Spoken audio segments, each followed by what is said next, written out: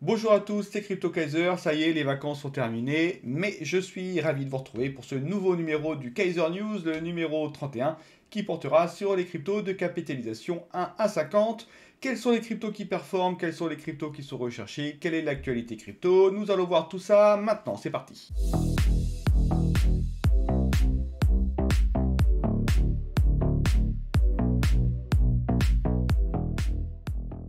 Avant de débuter nos différentes analyses, je souhaitais vous faire part de mes réflexions que j'ai eues du coup pendant mes vacances et également suite à vos retours. Alors j'ai eu beaucoup de retours par mail, n'hésitez pas également à faire vos retours sur le Discord. J'ai d'ailleurs créé un salon spécifiquement pour ça, amélioration de la chaîne YouTube, où vous pouvez mettre vos idées, etc. Il n'y a pas de problème. Sachez que je vais au moins une fois par jour sur le Discord, donc je pourrai lire tout ce que vous indiquez.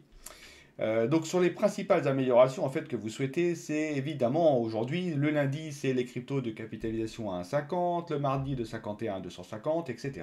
Mais effectivement, pour ceux qui suivent plutôt les cryptos à grosse capitalisation, par exemple, c'est-à-dire le lundi, bah, le mardi, mercredi, jeudi, vendredi, vous ne savez pas comment les cryptos évoluent parce que bah, je ne traite pas ces capitalisations-là. Je les traite que le lundi.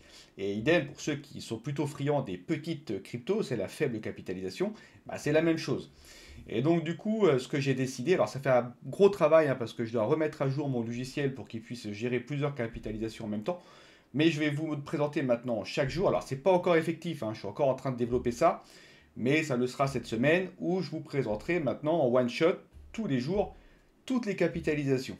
Voilà, il faut que je trouve un système pour faire quelque chose d'assez condensé pour pas que ça dure des heures. Je vais essayer de rester dans les 10-15 minutes de Kaiser News, mais je vais vous présenter toutes les cryptos, voilà, toutes les capitalisations. Alors je vais garder par contre les paliers de capitalisation, hein, parce que sinon évidemment, hein, si je fais d'un coup tout de 1 à 1500, eh ben, les petites cryptos vont occulter les grosses cryptos parce que c'est elles qui fluctuent le plus. Donc forcément, elles vont ressortir dans les tableaux et on n'aura pas de vision sur les grosses cryptos. C'est la raison pour laquelle on a des paliers de capitalisation. Et ça, je vais le garder. Par contre, derrière, lors de la présentation de ces Kaiser News, le problème que je vais avoir, c'est que je ne peux pas durer trop longtemps sur le Kaiser News. Ça, c'est pas possible parce que si on a des vidéos qui sont à chaque fois très longues, les gens, ils vont décrocher. Donc, il y aura cette amélioration-là qui sera l'analyse de toutes les cryptos chaque jour. Par contre, il n'y aura pas une description complète à chaque fois des cryptos comme j'ai pu le faire par le passé, parce que sinon le Kaiser News, il va durer 1 heure et c'est pas l'objectif. Aussi, c'est qu'il y aura plus de pires variations. Aujourd'hui, j'indique les meilleures variations sur J-1 et les pires variations. Ça, je vais donc du coup le supprimer pour me libérer de la place sur les écrans et pouvoir vous mettre sur le même écran les cryptos qui ont mieux fluctué sur les 48 dernières heures et les 7 derniers jours. Et également, la vidéo du Masternode Beldex ayant bien fonctionné, et je sais qu'il y a une demande de ma communauté sur les Masternodes, etc. Donc il faut que je me libère du temps, et donc ce que j'ai décidé de faire, c'est que le mercredi, il n'y aura pas de vidéo Kaiser News, mais il y aura un thread Twitter. Et en plus, moi, ça me permet de me diversifier, de mettre aussi donc sur Twitter mes analyses.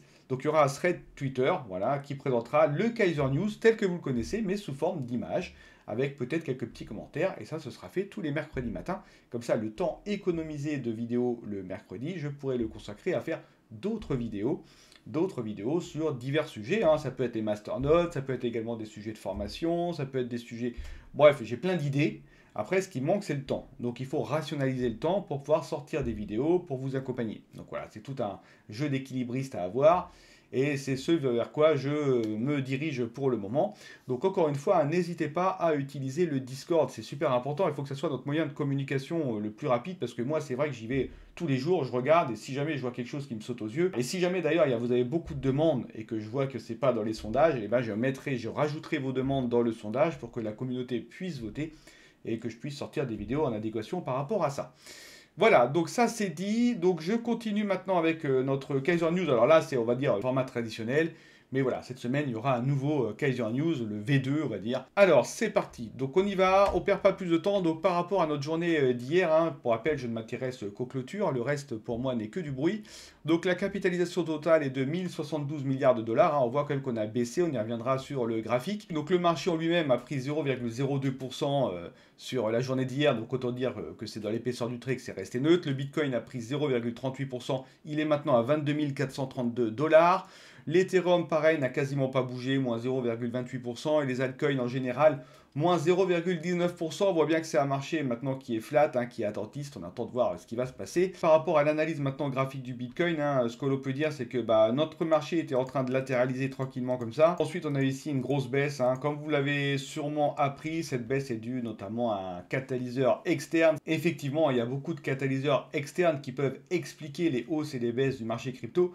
Là, c'est l'annonce de Silvergate, hein, la fameuse banque entre guillemets crypto, mais également traditionnelle, qui a annoncé repousser la remise de son rapport annuel à la SEC. Alors là, forcément, ça a mis le feu aux poudres. Beaucoup de suspicions par rapport à la solvabilité de cette banque. Beaucoup d'acteurs crypto ont lâché la banque, hein, je parle de Kraken, Coinbase, etc. Qui plus est, la banque a également indiqué qu'elle avait interrompu son système de paiement crypto, qu'on appelle le Silvergate Exchange Network. On attend encore des retours, hein, par rapport à la santé financière de cette banque. En tout cas, pour le moment, c'est vrai que l'annonce est matérialisée par cette forte baisse.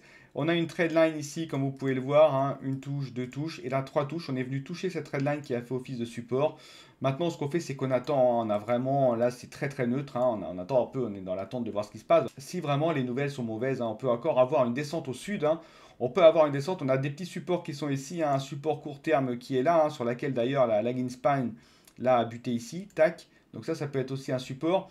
Et derrière, on a ce support-là qui était un ancien niveau de Kijun hebdomadaire. Et enfin, on a ce gros support-là, hein, qui est un niveau de Teikan mensuel et le niveau actuel de la Kijun hebdomadaire. Donc là, effectivement, le fait qu'on a une cassure de la Kijun ici, c'est une baisse à court terme qu'on a pour le moment. Si on casse la Kijun hebdomadaire ici, ça sera une baisse plutôt sur le moyen terme. Et ça n'augurerait rien de bon, hein. Je vous l'ai déjà dit dans les vidéos précédentes. On a quand même un graphe, à mon sens, hein, qui est bien orienté. Alors évidemment, hormis un éventuel catalyseur externe, mais pour le moment, ça reste quand même super propre, hein. On oscille bien ici entre les points bas et les points hauts, hein. On passe de support à résistance, support, résistance. On arrive sur le support. En toute logique, s'il n'y a pas de catalyseur externe extrême, on devrait repartir, à mon sens, hein, plutôt vers le nord.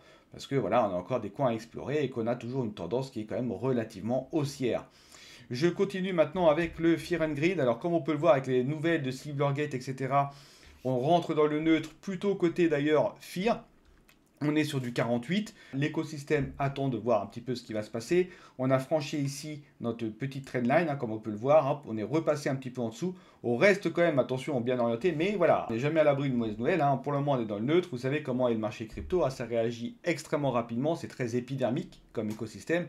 Donc si on a encore un nouveau catalyseur, effectivement, on devrait voir le marché repartir vers le sud. Et c'est là qu'il va falloir faire de la psychologie, parce que c'est pas parce qu'un marché descend qu'il faut tout de suite paniquer. Il faut attendre, voir comment ça se comporte, voir si ça consolide derrière et que ça reparte. On a quand même une tendance de fond qui est haussière, ne l'oubliez pas. Je continue maintenant avec le top 15 des meilleurs cryptos. J'ai pas eu beaucoup de changements, hein, comme vous pouvez le voir. Donc on voit bien quand même que la chute du Binance USD continue, hein, toujours en rapport avec les suspicions de la SEC, etc. Est-ce que c'est à titre financier, pas à titre financier? Bon, bref. Ça laisse la porte par contre à d'autres stablecoins, hein, on le verra avec notamment le Frax et l'USDC aussi, hein, qui prend encore un petit peu de volume. Voilà, à noter le volume important sur Ethereum, mais pour le reste, rien de bien transcendant à vous dire. Je vais donc continuer avec l'analyse des meilleures variations et des pires variations du coup sur les cryptos de capitalisation à 50. Alors c'est ce tableau-là, hein, qui va disparaître. Donc pour le moment, meilleure variation, je fais une triple analyse, hein, d'abord sur le prix, ensuite sur le volume, puis sur le classement. Alors meilleure variation, c'est Falcon, hein, le système de stockage décentralisé qui prend 4% avec 10% de volume en plus, donc bravo à Falcon. Ensuite on a Uniswap. Uniswap, c'est le DEX sur Ethereum qui prend 3%. Ensuite on a du coup l'Ethereum au niveau du volume, on a vu dans le tableau, il a pris beaucoup de volume, très bien. Ensuite on a le Bitcoin Cash qui a pris également beaucoup de volume, ça c'est le fork du Bitcoin. Ensuite, au niveau du classement, c'est le Filecoin qui remporte la mise avec une place en plus, suivi du Lido DAO, ça c'est le Liquid Staking Ethereum 2.0, qui a pris une place en plus. Bravo à ces tokens. Sur les pires variations, on a le Ripple qui a perdu 2% avec un volume en baisse de 8%. Ensuite, on a The Sandbox, le Metaverse, qui a perdu 1% avec un volume en moins de 14%. Côté volume, c'est le Lido Stake, ça c'est la représentation de l'Ether stacké sur Lido, qui a perdu 41%. Ça peut être par exemple des Ethers qui étaient stakés sur Lido qui ont été rebasculés en Ether, ce qui expliquerait l'augmentation de volume ici et la baisse de volume ici, par exemple. Ensuite, on a EOS qui a perdu 38% au niveau du volume et 1% au niveau du prix. Ça, pour rappel, c'est une blockchain très rapide qui est semi-centralisée, 21 validateurs. Ensuite, on a au niveau du classement Bitcoin Cash qui perd une place et le Stellar qui perd également une place. Le Stellar étant un protocole de paiement. Je continue maintenant avec les cryptos qui ont le mieux performé sur les 48 dernières heures et les 7 derniers jours dans les 3 composantes à la fois. Nous avons donc Ethereum, Ethereum qui donc sur les 48 dernières heures a pris beaucoup de volume. Nous avons ensuite Leo Token, ça c'est le token de la plateforme Bitfinex qui a pris en volume 70%. Ensuite, on a Quant qui permet l'interconnexion entre blockchain et donc la circulation des informations, qui a pris 2 places, pas d'augmentation de prix significative et 35% de volume en plus. Ensuite, on a le Frax qui est un stablecoin algorithmique fractionné, collatéralisé sur des USD et algorithmique. Et ensuite, on a le Toncoin. Ça, le Toncoin, pour rappel, c'est la blockchain qui était à la base sortie par Telegram, qui est extrêmement rapide et elle aussi, elle arrive en dernière position avec une petite augmentation de prix mais non significative et une légère baisse de volume. Mais dans un marché qui retrace, qui est essentiellement rouge partout, effectivement, les cryptos qui apparaissent dans ces tableaux n'ont pas toutes les composantes en vert, mais que quelques composantes, que ce soit le rang, le prix ou le volume. Je continue ensuite avec les cryptos qui sont les plus performantes sur les 7 derniers jours. Donc on a EOS, EOS j'en ai déjà parlé, c'est la blockchain semi-centralisée qui elle a pris 5 places et avec une augmentation de prix de 9%. Bravo à elle, elle a vraiment bien performé dans un marché qui a bien retracé, elle a vraiment su tirer son épingle du jeu, donc c'est particulièrement intéressant. Ensuite on a l'Ethereum, ensuite on a le Frax qui est le stablecoin, qui a gagné lui 3 places avec une augmentation de volume significative. Effectivement, maintenant que le BUSD est en train de décroître, on a vu ça dans le top 15, d'autres stablecoins vont essayer de prendre sa place, en tout cas de grimper, de récupérer les capitaux perdus. Et Frax pourrait être une alternative intéressante. Ensuite, on a Quant, je vous en ai parlé, donc lui il a pris 4 places avec 73% de volume en plus, une petite diminution du prix. Et puis l'USD Coin qui lui attire encore des capitaux, pareil c'est un stablecoin, on a le BUSD qui descend, donc on a l'USD Coin et le Frax qui montent.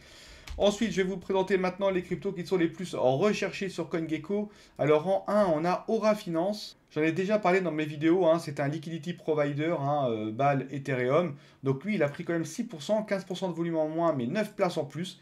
Ensuite, on a Synapse qui permet de faire du swap, du bridge et tout ça cross-blockchain. Qui est pas mal fait d'ailleurs, 2% en plus, 4 places en plus. Ensuite, on a Gala, notre fameuse plateforme de e-gaming sur Ethereum que j'avais présenté en coin du jour. Lui, il a pris 3%. Donc voilà, ces 3 tokens-là sont les tokens qui ont été le plus recherchés sur la journée d'hier. Je continue maintenant avec le calendrier économique. J'aurai pas grand-chose à vous dire. À part que mardi, on va avoir Powell qui va parler. Ça peut être un petit catalyseur, mais léger. Ensuite, on a mercredi Powell qui va à nouveau parler. On a Lagarde qui va parler. Donc il y aura beaucoup de discours, beaucoup de blabla finalement. Je ne pense pas que ça va être un gros catalyseur sur le marché. Pour le moment, les yeux sont rivés sur Silvergate. Alors, attention, notamment, au vendredi, on a effectivement les chiffres de l'unemployment, c'est-à-dire les chiffres du chômage. Ça, par contre, ça peut être un catalyseur, donc on y reviendra. Mais pour le moment, rien d'autre à dire. Je continue ensuite avec les tokens de la semaine.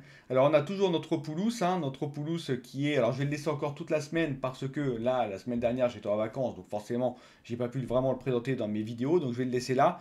Pour le moment, c'est pas glorieux. On voit que le Bitcoin, il est maintenant redescendu à 7,7% de gain depuis le 16 janvier.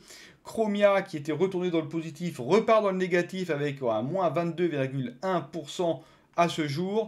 Dotmoves est à moins 11,59% et Opulus est à moins 32%.